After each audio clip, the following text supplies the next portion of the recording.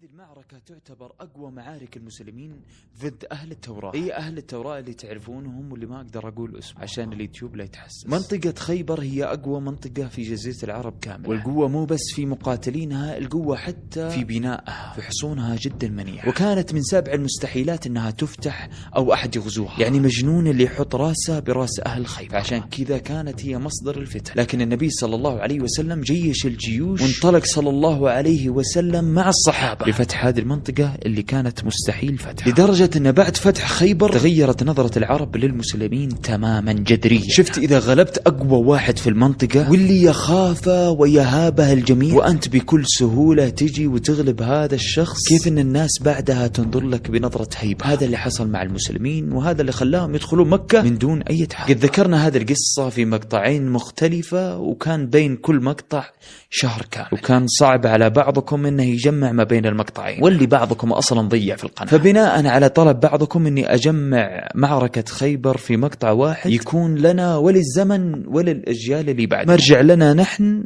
ومرجع للأجيال اللي بعدنا بإذن. وبعد ما خلصنا هذه الفقرة نبدأ أكبر معركة خاضها المسلمين ضد أهل التوراة. بسم الله نبدأ.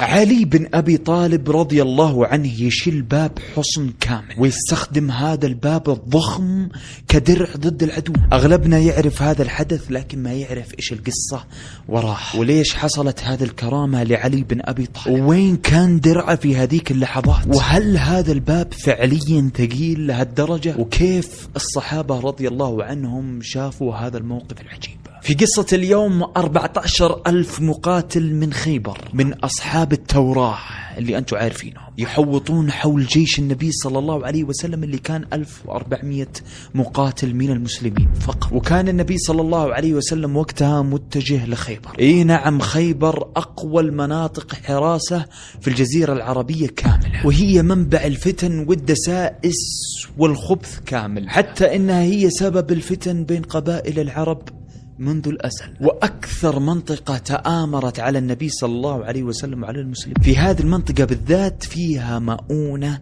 تكفي سنين طويلة، حتى لو خلت الأرض من الأكل والشرب يبقى عندهم أكل وشرب. فكيف تصرف النبي صلى الله عليه وسلم مع هذه الجيوش الضخمة؟ وإيش قصة حمل علي بن أبي طالب رضي الله عنه هذا الباب الضخم؟ كل هذا راح نحكيه بإذن الله في قصة اليوم.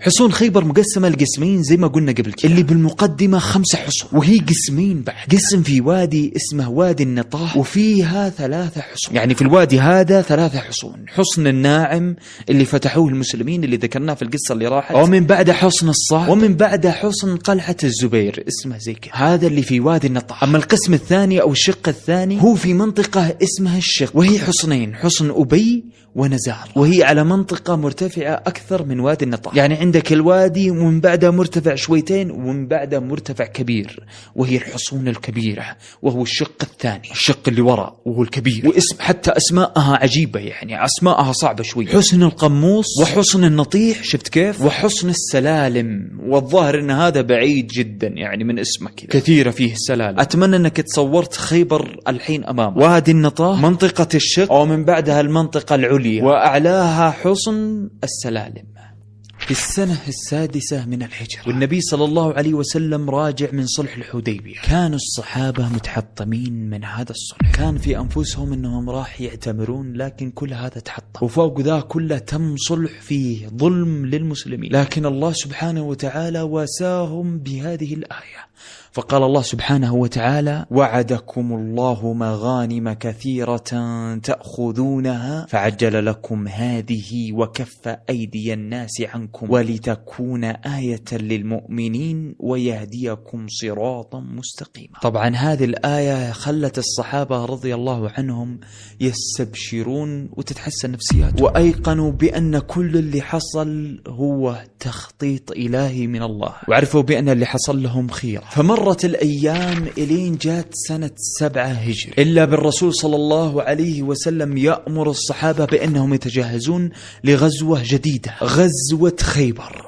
فعرفوا الصحابة بأن هذه هي الغزوة اللي وعدهم الله سبحانه وتعالى مغانم كثيرة، لأن خيبر مليانة مؤونة وذهب ومليانة بالنخيل، مليانة بالخيرات، يعني مغانم كثيرة. من كثر النخيل اللي في خيبر في منطقة اسمها الكتائب، هذه المنطقة بس فيها 40,000 نخل، فلك أن تتخيل كيف بتكون خيبر كاملة. بس كل الصحابة يعرفون بأن هذا الأمر ما راح يكون صعب، لأن خيبر زي ما قلت قبل كذا مدججين بالأسلحة وفيها أقوى المقاتلين. طبعا بعد ما أمر النبي صلى الله عليه وسلم بأنهم يتجهزون، جوك هذولاك المنافقين اللي تخلوا عن النبي صلى الله عليه وسلم في العمرة اللي في صلح الحديبية، شافوا بأن خيبر فيها مغانم كثيرة وإن الوضع فيه فلوس، الوضع مو ببلاش، فقالوا أفا عليك حنا نخرج معك، حنا الحين عضد أفا عليك. يبغون زي ما انتم عارفين ما يبغون نصرة الدين أبدا، يبغون بس الفلوس. فأنزل الله سبحانه وتعالى هذه الآية على النبي صلى الله عليه وسلم: سيقول المخلفون إذا انطلقتم إلى مغانم لتأخذوها ذرونا نتبعكم يريدون أن يبدلوا كلام الله قل لن تتبعونا كذلكم قال الله من قبل فسيقولون بل تحسدوننا بل كانوا لا يفقهون إلا قليلا. فرفض النبي صلى الله عليه وسلم خروجه، وأمر بأنهم لا يخرجون معهم أبدا، ولا يخرج أحد في قلبه حب دنيا أبدا، لأن الآية اللي بعدها يقول الله سبحانه وتعالى فيها: قل للمخلفين من الأعراب ستدعون إلى قوم أولي بأس شديد تقاتلونهم أو يسلمون فإن تطيعوا يؤتكم الله أجرا حسنا وإن تتولوا كما توليتم من قبل يعذبكم عذابا أليما. اللي يخرج فقط للجهاد، لا يخرج معنا إلا شخص يقاتل عن عقيدة، وهذا هو القتال الحقيقي. اللي يحارب عشان فلوس ضعيف ينسحب بسرعة، أما اللي يحارب عن عقيدة يكفيه إنه يشوف في ظل سيف العدو الجنة. فما خرج ولا واحد من المنافقين أبدا، وما خرج مع النبي صلى الله عليه وسلم إلا 1400 اللي بايعوا النبي صلى الله عليه وسلم تحت الشجرة على الموت. هم هذولاك فقط من الصحابة اللي خرجوا مع النبي صلى الله عليه وسلم في هذه الغزوة، 1400 ضد 10,000 مقاتل محترف. بس من هم 4,000 الإضافيين هذولا؟ من وين جو؟ هذا اللي راح نعرفه في القصة. المهم أن 1400 ضد 10,000 مقاتل محترف مدججين بالأسلحة، يا ساتر. وهذا دليل على أن اللي يقاتل عن عقيدة أقوى بأضعاف من اللي يقاتل عشان مكسب فقط، أو اللي يدافع فقط عن داره وأهله. المهم أن النبي صلى الله عليه وسلم والصحابة تجهزوا للخروج، وجعل النبي صلى الله عليه وسلم واحد من الصحابة يجلس في المدينة عشان يحميها ويكون فيها أمير، يعني والله المدينة في غياب النبي صلى الله عليه وسلم. فخرج النبي صلى الله عليه وسلم وأخذ حماره وجمله، وركب النبي صلى الله عليه وسلم على حمار، وخرجوا الصحابة متجهزين للقتال. يقول أنس بن مالك: كنت أشوف النبي صلى الله عليه وسلم وهو على حماره يصلي برأسه نافلة الصلاة، يصلي النبي صلى الله عليه وسلم النافلة برأسه وهو مسافر. ومن هنا استنبط أهل العلم بأن من يصلي برأسه وهو مسافر في مركبته جائز. المهم إن من اللي خرجوا للقتال عامر ابن الأكوع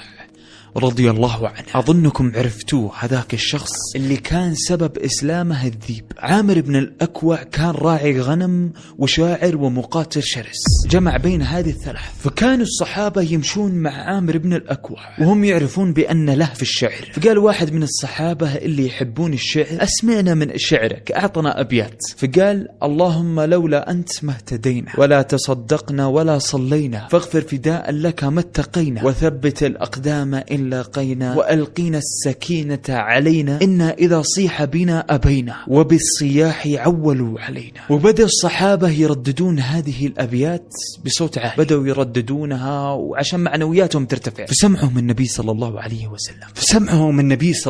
وسلم وهم يرددون هذه الأبيات. فقال النبي صلى الله عليه وسلم: من السائق؟ يعني من اللي قال هذه الأبيات؟ قالوا الصحابة: عامر بن الأكوع يا رسول. فقال النبي صلى الله عليه وسلم: يرحمه الله، غفر الله له. حين انصدموا الصحابة كلهم. ومن اللي انصدموا عمر بن الخطاب رضي الله عنه، لأن النبي صلى الله عليه وسلم ما يترحم على شخص أو يستغفر له إلا مات، يعني أن أجله قرب. عامر ابن الأكوع كان مقاتل شرس، لكن مشكلته كان سيفه قصير. تذكروا هذه المعلومة مزبوطة. المهم أن النبي صلى الله عليه وسلم كان يتنقل ما بين حماره وجمله. في يوم سمع عمر بن الخطاب النبي صلى الله عليه وسلم يترحم عليه، قال عمر بن الخطاب لولا متعتنا بعامر، لأنه كان مقاتل شرس. عرف عمر بن الخطاب أنه راح يموت، فالحين صار عامر بن الأكوع محط أنظار الصحابة ينتظرون إيش اللي راح يصير له. قرب النبي صلى الله عليه وسلم للخيبر، وكان وقتها ليل، قد أظلم الليل، بس ما خيم النبي صلى الله عليه وسلم من جهة الجنوب اللي هي جهة المدينة، لأن كانت خيبر لها 4 جهات: الجهة الجنوبية والشمالية والغربية والشرقية. من جهة الجنوب كانت المدينة، ومن جهة الشمال غطفان. فالنبي صلى الله عليه وسلم ما خيم من جهة الجنوب، التف حول خيبر وخيم من جهة الشمال اللي هي جهة غطفان. ليش سوى النبي صلى الله عليه وسلم زي كذا؟ لأن غطفان كانت حليفة لخيبر، فعشان ما تمد خيبر بالمؤونة والجيوش خيم النبي صلى الله عليه وسلم بين خيبر وبين غطفان. خيم النبي صلى الله عليه وسلم بعيد عن الحصون عشان ما يشوفونهم، ما يبغى الخبر يوصل لهم الحين. فجلسوا الصحابة يناظرون في هذا النخيل الكثيف وهذه الحصون الكبيرة، وكان وقتها ليل. فاقترحوا الصحابة على النبي صلى الله عليه وسلم أنهم يغزون الحصون في الليل، بس النبي صلى الله عليه وسلم رفض. وكان سبب رفض النبي صلى الله عليه وسلم أن فيه نساء وأطفال، وما يبغى يزعج النساء والأطفال ويرعبهم. وش دخل النساء والأطفال في الحروب؟ وهذا رد لكل شخص يقول بأن النبي صلى الله عليه وسلم أتى بالسيف. النبي صلى الله عليه وسلم أتى بالعقيدة، أتى بكلام الله، وبعض الأشياء المهمة لابد أنها تفرض فرض. فرفض النبي صلى الله عليه وسلم وقال للصحابة إن فيه أطفال وما لهم دخل في الحروب. بس فجأة إلا برجل من غطفان، رجل جاهم من غطفان كان قد أسلم، جاء بخبر عظيم للمسلمين. قال للمسلمين بأن غطفان خرجت ب4,000 رجل، 4,000 رجل من خلف المسلمين جاي، يعني صار أمام المسلمين 10,000 رجل وخلفهم 4,000. فصاروا المسلمين في موقف لا يحسدون عليه. فجلسوا الصحابة يتشاورون مع النبي صلى الله عليه وسلم، وكان الغطفاني هذا بين الصحابة. فشار الغطفاني هذا اللي أسلم بشور،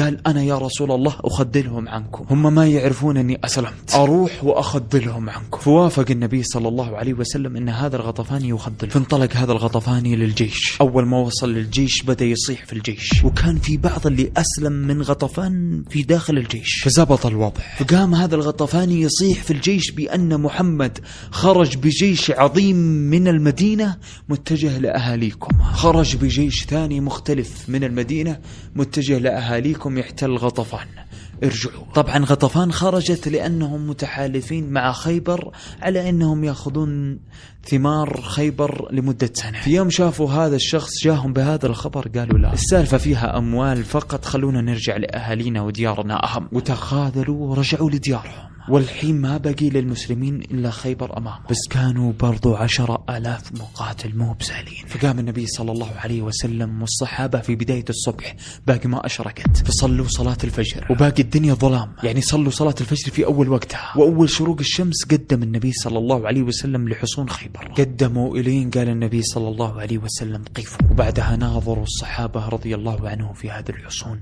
الضخمة، وكأن قدامهم واجب عظيم جدا. فقال النبي صلى الله عليه وسلم اللهم رب السماوات وما أضلل، ورب الأراضين وما أقلل، ورب الشياطين وما أضلل، ورب الرياح وما أذرين، فإنا نسألك خير هذه القرية وخير أهلها وخير ما فيها، ونعوذ بك من شرها وشر أهلها وشر ما فيها. أقدموا بسم الله. فقدموا الصحابة شويتين. وكان النبي صلى الله عليه وسلم دائما يقول هذا الدعاء قبل ما يدخل أي قرية. والنبي صلى الله عليه وسلم يقدم خرجوا بعض فلاحين أهل خيبر، خرجوا ومعهم ماشيتهم ومساحيهم، يبغون يرعون بماشيتهم، بس ما كانوا يعرفون بأن أمامهم جيش كبير. فناظروا فشافوا هذا الجيش الكبير، شافوها أمام عيونهم، فقالوا والله محمد والله جيش كبير، أتى محمد بالجيش. فرجعوا بسرعة لحصونهم وقفلوا على أنفسهم. فقال النبي صلى الله عليه وسلم الله أكبر، خربت خيبر، إنا إذا نزلنا بساحة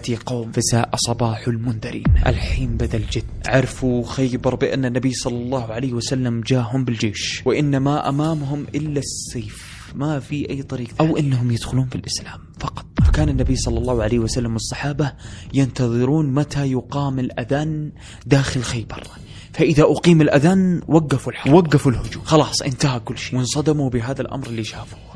بس قبل ما أقول لكم هذا الأمر لازم نعرف كيف طبيعة خيبر الجغرافية. خيبر هي عبارة عن حصون كثيرة جدا، حصون ونخيل، بس فيها 8 حصون تعتبر هي الأكبر. وهذه الحصون موزعة على قسمين، قسم فيه 5 حصون والقسم الثاني فيه 3 حصون. ال5 حصون كانت في المقدمة، ال3 الحصون الكبيرة كانت في مرتفع وفي الخلف. وكان أول هذه الحصون وهي أشدها حراسة حصن ناعم، وهو أول حصن راح يفتح من هذه الحصون كامل، واللي راح نحكي قصتها الحين. طبعا الصحابة كانوا منتظرين هذا الأذان يقام داخل خيبر، بحكم أن أهل خيبر هم أهل التوراة، ويعرفون قطعا بأن النبي صلى الله عليه وسلم نبي، فهو النبي المذكور في التوراة بأنها النبي الأمي الذي يتكلم بكلام الله، فمن باب أولى بأنهم يدخلون في الإسلام. لكنهم انصدموا الصحابة بهذا الأمر اللي شافوه أمام عيونهم. ما هي دقائق بسيطة إلا بالحراس يظهرون من فوق الحصن، محاربين أشداء يطلعون من رؤوس الحصون، والصحابة واقفين كالجبال، وإلا برجل يفتح باب الحصن ويخرج من هذا الحصن. فنظروا الصحابة إلا وهو كبيرهم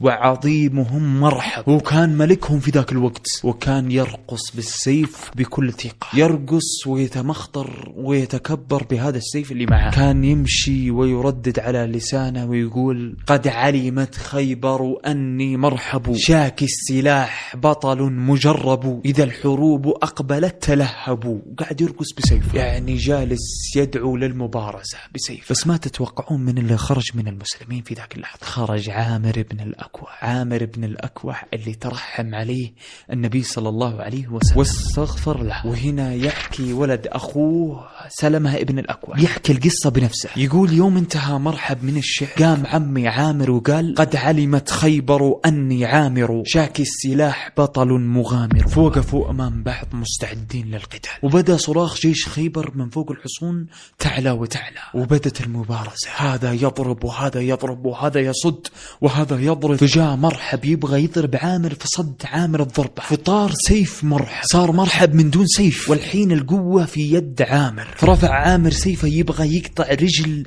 مرحب، بس للأسف سيف عامر ما كان طويل بما فيه الكفاية، فمر سيف عامر ولا قطع رجله، ورجع على رجل عامر نفسه، فصقع السيف في ركبة عامر فقطعها نصفين في عين ركبة عامر، فطاح عامر في الأرض وركبته نصفين وهو يصيح ويتألم. تخيل صقع السيف في نص الركبة، تخيل معي الألم يا رجل. فانطلقوا الصحابة وأخذوا عامر وسحبوه للخيمة يتعالج. وهنا شكوا الصحابة بأن عامر سيموت، لأن النبي صلى الله عليه وسلم ترحم عليه، ورجعوه للخيمة. طبعا جرح عامر ما كان هين، وبدت حالته تسوء شيء فشيء، وبدأ الناس يتكلمون بأنه سيموت منتحر لأنه قتل بسيفه، وهذا انتحار لأنه قتل نفسه بنفسه، وبطل عمل عامر. وبدت الأصوات تتردد بهذا الكلام، وفعليا مات عامر بسبب هذا الجرح. وكان عامر بن الأكوع مثل الأب لسلمة ابن الأكوع، كان مثل أبوه. يقول سلمة ابن الأكوع بكيت بكاء شديد يوم عرفت أن عمي قتل وإنه مات بسبب سيفه، والناس قاعد يتكلمون بأنه حبط عمله وأن عمي انتحر. يقول في البكاء اشتد علي إلى درجة شديدة، وبديت أركض وأجري إلى النبي صلى الله عليه وسلم ووجهي مليء بالدموع، وبديت أعتقد بأن الناس صادقين، فركضت للنبي صلى الله عليه وسلم ووجهي مليان بالدموع وأقول يا رسول الله، يا رسول الله، الناس يتكلمون ويقولون أن عمي انتحر وإنه في النار يا رسول الله. فقال النبي صلى الله عليه وسلم من قال ذلك؟ فقلت يا رسول الله الناس، الناس يقولون كذا. فقال النبي صلى الله عليه وسلم كذب من قال ذلك، إن له أجرين، إنه لجاهد مجاهد. طبعا من هذيك اللحظة بدأ قتال المسلمين لأول حصن في خيبر، وكان أشد الحصون حراسة، منيع جدا. فكانوا مقاتلين خيبر يرمون بالنبال وبالسهام، والصحابة يأخذون هذا النبل وهذه الحجارة ويردونها على هذا الحصن. وهذول المقاتلين جلسوا على هذا الحال، كل يوم صحابي يأخذ الراية، جلسوا 7 أيام على هذا الحال يقاتلون قتال شديد ويرجعون ولا كأن صار شيء. في اليوم الثامن أعطى النبي صلى الله عليه وسلم الراية لأبو بكر وأمره بأنه ينطلق، فيقاتلون المسلمين أشد قتال، خلاص يبغون يفتحون هذا الحصن فما يستطيعون المسلمين أبدا. فيرجع أبو بكر بهذه الراية للنبي صلى الله عليه وسلم. ففي اليوم التاسع يعطي هذه الراية لعمر بن الخطاب، فقاتل عمر بن الخطاب قتال شديد، وحاولوا بأنهم يقتحمون هذا الحصن بشتى الوسائل فما قدروا. وكانوا مقاتلين خيبر على شدتهم وكثرة أسلحتهم يقاتلون من فوق هذا الحصن، ما ينزلون أبدا، يرمون بس بالنبال. صدق الله سبحانه وتعالى يوم قال لا يقاتلونكم جميعا إلا في قرى محصنة أو من وراء جدر بأسهم بينهم شديد تحسبهم جميعا وقلوبهم شتى. ففعليا ما كانوا يقاتلون وجه لوجه إلى يومك هذا، وهذا وعندهم مؤونة تكفيهم سنين وآبار وسلاح حتى، وهم مقاتلين وهم أكثر من المسلمين. فانجرح الكثير من المسلمين، ومن شدة القتال والتعب أصيب علي بن أبي طالب رضي الله عنه في عينه، أصيب بزي الرمد في عينه، كان صعب أنه يشوف. فرجعوا من اليوم التاسع إلى النبي صلى الله عليه وسلم بهذه الراية وكأنهم ما سووا شيء أبدا. ففي ليلة اليوم العاشر قال النبي صلى الله عليه وسلم للصحابة وبيده الراية لأعطين الراية غدا رجل يحب الله ورسوله ويحبه الله ورسوله لا يرجع حتى يفتح له. فقاموا الصحابة كل واحد يتزبط ويتأنتك كذا ويحاول يبرز نفسه للنبي صلى الله عليه وسلم عشان النبي يشوفه، يحاول يلفت انتباه النبي صلى الله عليه وسلم عساه يكون هو يحبه الله ورسوله، يعني منزلة عظيمة. فقال بريدة ابن الحصيب وأنا في من تطاول لها، كان هو قصير القامة، صار يمشي على رؤوس أصابع عشان يطول في شوفه النبي صلى الله عليه وسلم. يقول عمر بن الخطاب ما أحببت الإمارة إلا يومئذ فتساورت لها رجاء أن أدعى لها، يعني بديت أبرز نفسي للنبي صلى الله عليه وسلم ودائما أظهر للنبي صلى الله عليه وسلم. الحين الصحابة كلهم منتظرين ليوم غد، ينتظرون النتيجة. من هو هذا الشخص العظيم؟ كل واحد يقول يا رب يكون أنا. منزلة عظيمة يا رجل. في صحي الصحابة لليوم العاشر من الحصار، خرج النبي صلى الله عليه وسلم من خيمته وأخذ الراية ونصبها في الأرض. الصحابة منتظرين، كل واحد منتظر النتيجة، كل واحد متزبط ونافخ صدره، وبينون على ملامحهم الجد والاجتهاد. فجاء إلى النبي صلى الله عليه وسلم يقول أين علي؟ أين علي ابن أبي طالب؟ عرفوا الصحابة بأن علي في عينه رمد، عينه تعبانة يشتكي من عين، كأنهم حسوا في أن في فرصة ثانية. فقالوا يا رسول الله علي يشتكي من عينه يا رسول الله، يعني كأنهم يقولوا لها يعني واحد ثاني عسى يكون أنا. بس النبي صلى الله عليه وسلم أمر بعلي، فجابوا علي للنبي صلى الله عليه وسلم، فجلس النبي صلى الله عليه وسلم علي، فبصق النبي صلى الله عليه وسلم في عيني علي رضي الله عنه، كان بالكاد يرى، وجلس يمسح على عيونه ويدعي الله سبحانه وتعالى. ففتح علي بن أبي طالب عيونه، إلا بعيونه رجعت أحسن مما كانت عليه. يقول علي بن أبي طالب رضي الله عنه والله إنها صارت أحسن مما كانت. قال علي رضي الله عنه يا رسول الله أقاتلهم حتى يكونوا مثلنا. وهنا قال النبي صلى الله عليه وسلم له أنفذ على رسلك حتى تنزل بساحتهم ثم ادعهم إلى الإسلام وأخبرهم بما يجب عليهم من حق الله فيه، فوالله لأن يهدين الله بك رجلا واحد خير لك من أن يكون لك حمر النعم. فأخذ علي بن أبي طالب الراية، وقف أمام حصونهم ومعهم هذه الراية، ومن بعدها صاح فيهم ودعاهم للإسلام، وعلى إن موسى نبي المسلمين والموحدين مو المبتدعين الضالين، وإنهم يدخلون في الإسلام، وإن محمد صلى الله عليه وسلم خاتم الأنبياء. بس انصدم علي بن أبي طالب إن مرحب خرج مرة ثانية بسيفه يتمخضر ويرقص وهو يغني ويقول قد علمت خيبر أني مرحب شاكي السلاح بطل مجرب إذا الحروب أقبلت تلاه. فرد عليه علي بن أبي طالب وقال أنا الذي سمتني أمي حيدرة كليث غابات كريه المنظرة وفيهم بالصاع كيل الشندر. فخش مرحب بالقتال مباشرة، بدأ يقاتل وعلي بن أبي طالب يبارزه. بس تبارز من؟ تبارز علي بن أبي طالب. والله لو أنك وش تكون. فرفع علي بن أبي طالب يده فضرب رأسه فإذا برأسه نصفين، فطاح مرحب على الأرض ورأسه نصفين أمام عيون محاربين خيبر كلهم. فانطلقوا الصحابة بعد ما شافوا هذا الموقف، وادخلوا حصونهم وقاتلوهم. وبدأ أول حصن ينهار أمام المسلمين، وقاتلوا المسلمين، وكان القتال شديد ما بين مقاتلين أهل خيبر والمسلمين. فخرجوا أخوان مرحب ينتقمون لأخوهم مرحب، فراحوا لعلي بن أبي طالب يقاتلونه، فقاتلوه حتى كسروا درعه، ضربوه 4 من الجنود فكسروا درع علي بن أبي طالب. وصار علي بن أبي طالب يحتمي بسيفه، يعني استخدم سيفه كدرع يحمي نفسه من الضربات بسيفه، ويبارز ويقاتل بنفس الوقت، وهو يدافع عن نفسه بسيفه ويدور بيده الثانية لأي درع ثاني لأي رجل ثاني، وهو على هذا الحال مسك بحديدة. بس الحديدة هذه ما كانت درع،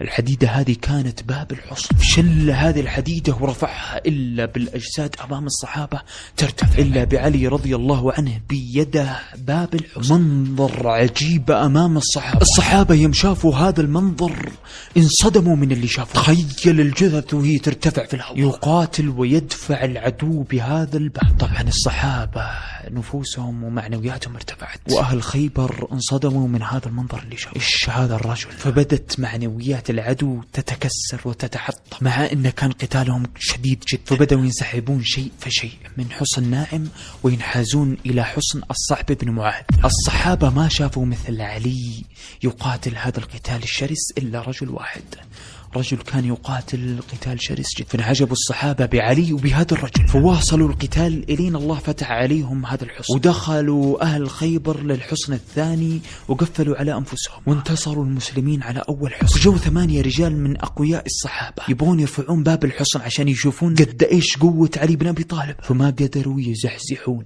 8 من الصحابة، فعرفوا بأنها كرامة من الله سبحانه وتعالى. بس كانوا منصدمين من قتال هذا الرجل الثاني، كان يقاتل القتال شرس جدا. فوصل خبر انعجابهم للنبي صلى الله عليه وسلم. في يوم عرف النبي صلى الله عليه وسلم انهم انعجبوا بهذا الرجل الثاني، قال النبي صلى الله عليه وسلم هو من اهل النار. انصدموا الصحابة، هو من اهل النار وهو يقاتل القتال الشرس هذا، وكان مع جيش علي بن ابي طالب. بس السبب راح نكتشفه في الجزء الثاني باذن الله، واللي بنذكر فيه قصة هذا الرجل وفتح المسلمين لباقي حصون خيبر.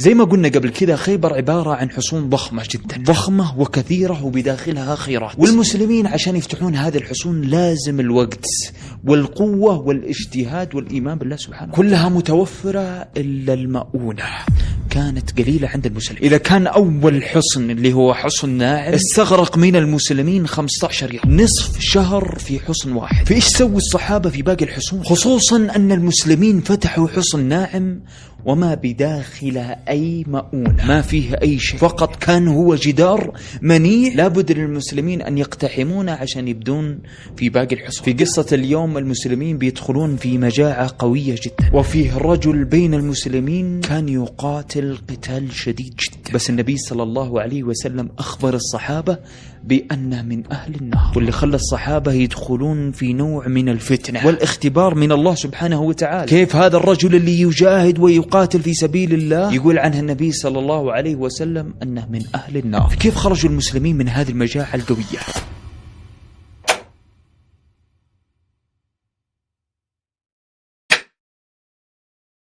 طبعا المسلمين قاتلوا قتال شديد حتى فتحوا حصن ناعم، بس حصن ناعم طولوا فيه، جلسوا 15 يوم فنفذت المؤونة، يعني الجيش دخل في شبه مجاعة، وكانوا المسلمين معتمدين على الخيرات اللي راح يكسبونها من خيبر، كانوا يعني بيحاربون حتى يفتحون الحصون ويأخذون الخيرات ويستمدون من هذه الخيرات الطاقة بعد الله سبحانه وتعالى في فتح باقي الحصون. بس الصحابة ما حسبوا حساب أن حصن ناعم إن ما فيه أكل ولا فيه مؤونة أبدا، والمسلمين طولوا فيه، جلسوا فيه نص شهر، بس انصدموا أن حصن ناعم ما فيه أي شيء، حصن فقط منيع يعتبر للحماية. حين الصحابة جاتهم صدمة، كانوا يعتقدون بأن بيفتحون حصن ناعم من بعدها راح تجيهم الخيرات، وقد أكلوا كل المؤونة عشان يفتحون حصن ناعم، يعني كان في عقلهم بنفتح حصن ناعم بناكل، لكن فتحوا حصن ناعم ما فيها أي شيء. فاختلطت مشاعر الصحابة هنا بين الفرحة والحزن، فرحة إنهم فتحوا حصن واحد، والحزن إنه ما في أكل وراح يهلكون. ومي هذه الصدمة الوحيدة، لأن الصحابة ما كانوا يعرفون بأن الله سبحانه وتعالى بيمتحنهم امتحان ثاني غير الجوع. طبعا في فتح حصن ناعم كان في رجل غامض يقاتل قتال شرس. الصحابة رضي الله عنهم انعجبوا في قتال هذا الشخص، كان يقاتل قتال شرس جدا. فكانوا الصحابة يتحدثون أمام النبي صلى الله عليه وسلم عن شراسة قتال هذا الشخص أو هذا الرجل، بس انصدموا من ردة فعل النبي صلى الله عليه وسلم بأنه قال أن هذا الرجل من أهل النار مو من أهل الجنة. فانصدموا الصحابة من اللي سمعوه، يا رسول الله من أهل النار؟ كيف يا رسول الله من أهل النار؟ كان يقاتل قتال شرس، ما شفناه إلا مقاتل قتال قوي جدا. طبعا هذا الرجل اللي قاتل قتال شديد كان فيه جراح كثيرة، يعني من شدة قتاله كان يقاتل بشراسة لدرجة أنه انجرح كثير، والجراحة كانت كثيرة في جسده، فكان يتعالج في الخيام. يوم قال النبي صلى الله عليه وسلم إنه من أهل النار، كاد بعض الناس أن يرتاب، يعني جاء في قلبه شك ويوسوس لهم الشيطان إن كيف هذا مقاتل وقاتل قتال شديد بل جرح جراح بليغة جدا يكون من أهل النار. كان بعض الصحابة يراقب هذا الرجل لأنه قاتل قتال شديد وجرح كثير بسبب استبساله في القتال، فكانوا يراقبونه. فانصدموا بشيء سواه هذا الرجل. الصحابة والنبي صلى الله عليه وسلم جالسين إلا برجل يصرخ ويصيح الله أكبر صدق رسول الله. قاموا الصحابة وسألوه وش فيك؟ قال لم يصبر على جراحه فأخذ سهم من كنانته وأنفذ بهذا السهم في عنقه، يعني باختصار خلص على نفسه، انتحر. فقام النبي صلى الله عليه وسلم وقال الله أكبر أشهد بأني عبد الله ورسوله. فأمر النبي صلى الله عليه وسلم بلال بأنه ينادي في كل الصحابة. نادى بلال رضي الله عنه في الصحابة كلهم وقال إنه لا يدخل الجنة إلا نفس مسلمة، وإن الله لا يؤيد هذا الدين بالرجل الفاجر. الله يكفينا الشر. المهم طبعا مقاتلين أهل خيبر انحازوا مباشرة إلى الحصن الثاني اللي هو حصن الصعب، قفلوا على أنفسهم وتخبوا وراه، ونفس الطريقة يطلعون فوق الحصن ويرمون من فوق الحصن على المسلمين، يرمون عليهم بالنبال ويقاتلونهم بالحجارة، نفس طريقتهم الأولى ونفس ما ذكر الله سبحانه وتعالى. يعني باختصار جبناء أهل خيبر يرمون بالنبال والحجارة والمسلمين يأخذون الحجارة ويردونها عليهم. والله كني قد شفت المشهد هذا قبل كذا بس خليني ساكت. سبحان الله طبعهم واحد ما يتغير. المهم قاتلوا الصحابة قتال شديد، بدأوا يستميتون في القتال، والجوع والعطش بدأ يزيد ويزيد في الصحابة، خلاص وصلوا إلى درجة الهلاك، خلاص بيموتون من الجوع والعطش. كانوا الصحابة يجتمعون في آخر اليوم من القتال ويدعون الله سبحانه وتعالى إنه يفرج كربتهم. يعني الوضع جدا صعب، تقاتل ناس جبناء يصعدون فوق الحصون ويرمون، فكان الأمر جدا صعب على الصحابة، صعب نفسيا وبدنيا. ناموا الصحابة اليوم الأول وقاموا لليوم الثاني ويقاتلون بنفس الشراسة، يستميتون بالقتال ويحاولون بقدر المستطاع إنهم ما يبينون لأهل خيبر ومقاتلين خيبر إنهم جيعانين أو فيهم شيء، يعني كل واحد وجهه مثل الصبر، لا يبدي أي مشاعر وأي رحمة وأي ضعف للخصم. والمسلمين يرمونهم برميهم اللي رموهم، بس حسوا الصحابة أن أهل خيبر بدأوا يرمون بشيء مثل الآلة، يعني صار رميهم قوي شويتين، يعني هذا الرمي ما هو برمي آدمي، كأن في مدفع أو منجنيق جالس يرمون به، فاشتد القتال وكأنه ابتلاء من الله سبحانه وتعالى، جوع وعطش والرمي بدأ يشتد عليهم، صارت الحجارة أكبر حجم وأقوى في الرمي على المسلمين. خلص القتال في اليوم الثاني من حصار حصن الصعب، ورجعوا المسلمين لخيامهم وهم يتفكرون في هذا الشيء اللي حصل، وشو هذا الشيء اللي جالسين يستخدمونه أهل خيبر، وهم على حالهم يدعون الله سبحانه وتعالى ويخططون، إلا وهم يشوفون حمير أهلية، حمير جالسة تمشي والمسلمين بيموتون من الجوع. فقاموا المسلمين قاموا على طول وقالوا يا ولد خلونا نصيد هذه الحمير، فقاموا الصيادين من الصحابة وركبوا على خيولهم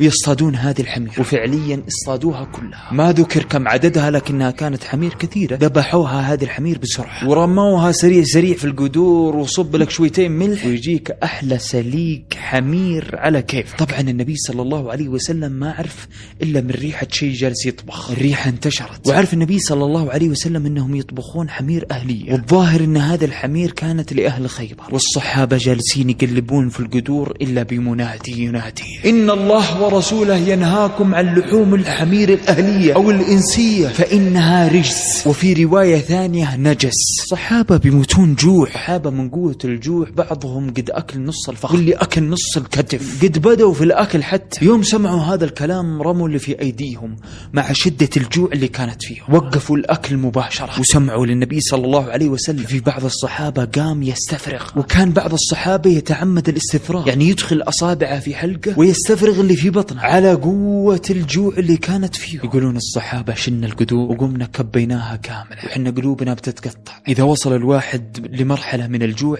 ما يدور على الشيء اللي قاعد ياكل، خلاص أي شيء بيكون ألذ شيء. باختصار قاموا الصحابة وكبوا كل القدور في الأرض، وهم يا الله يشلون القدور من الجوع ولا فيه أكل أبدا. فحزنوا الصحابة، ولكنهم كانوا متأكدين ومعتمدين على الله سبحانه وتعالى، وكانوا يتبعون أمر النبي صلى الله عليه وسلم بالحرف.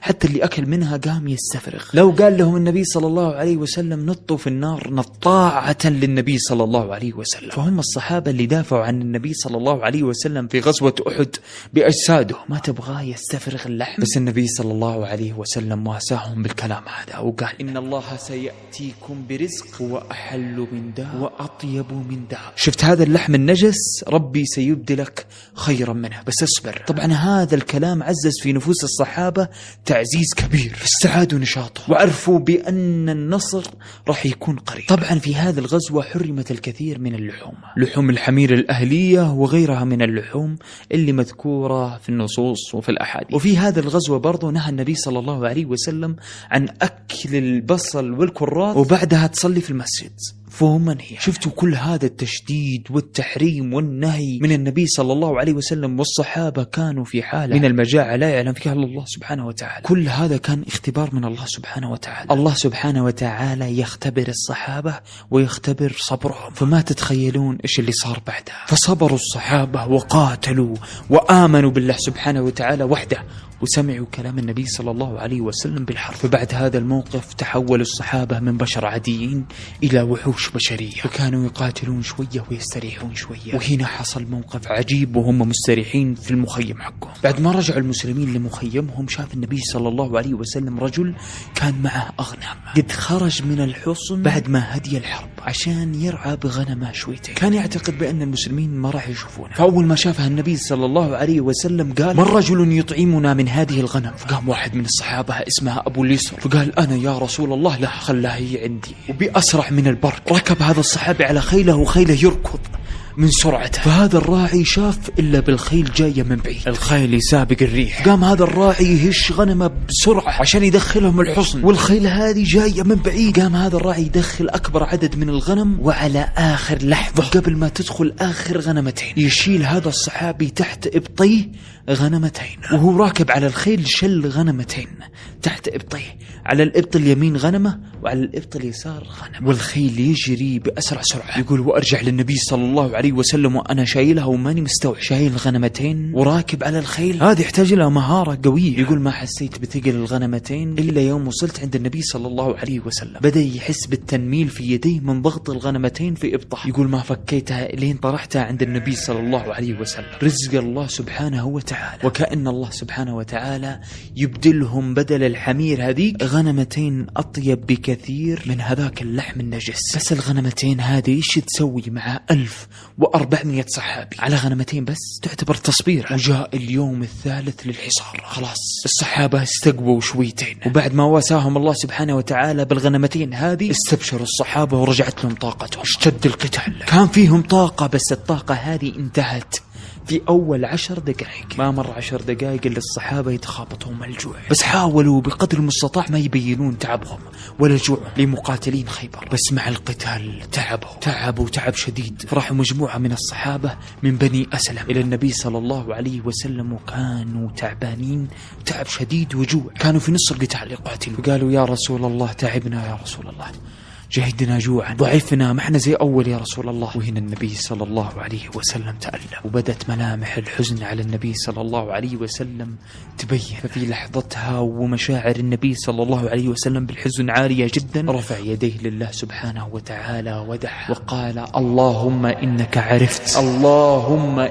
عرفت حاله، وأن ليست بهم قوة، وأن ليس بيدي شيء أعطيهم إياه، فافتح عليهم أعظم حصونها عنهم عنه، وأكثر أراها طعاما. والصحابة يقاتلون، سمعوا دعوة النبي صلى الله عليه وسلم هذه فاستبشروا واجتهدوا وعرفوا بأن الله سبحانه وتعالى سيستجيب وبأن نصر الله سبحانه وتعالى قريب. إلا بقدرة قادر وجيه أهل خيبر تتغير ويمتلي وجوههم بالرعب، وبدأوا يتراجعون وكأنهم أول مرة يرون ما يرون، وكأن الله سبحانه وتعالى مد الصحابة بملائكة أو مدهم بطاقة قوية جدا تجعلهم يحاربون بشدة، إلى درجة أن أهل خيبر بدأوا ينفجعون ويخافون من المنظر اللي يشوفونه ومن قوة الصحابة، أو أن الله سبحانه وتعالى بث في قلوب أهل خيبر الخوف والحزن وحب الدنيا. زي ما قلنا قبل، الشخص اللي يحارب لدنيا ضعيف ضعيف ضعيف جدا، أما اللي يحارب لآخرة ولله سبحانه وتعالى ما حد يقدر يوقف في وجهه. فكبروا الصحابة، يوم شافوا وجيههم خافت كبروا واضربوا الأبواب بأقوى قوتهم، يكبرون ويضربون الأبواب، وهم يضربون الأبواب إلا الأبواب فعليا بدأت تنهار، يسمعون طقطقة الأبواب وهي تتكسر. ودخلوا الصحابة أول حصن، وأول ما دخلوا انصدموا الصحابة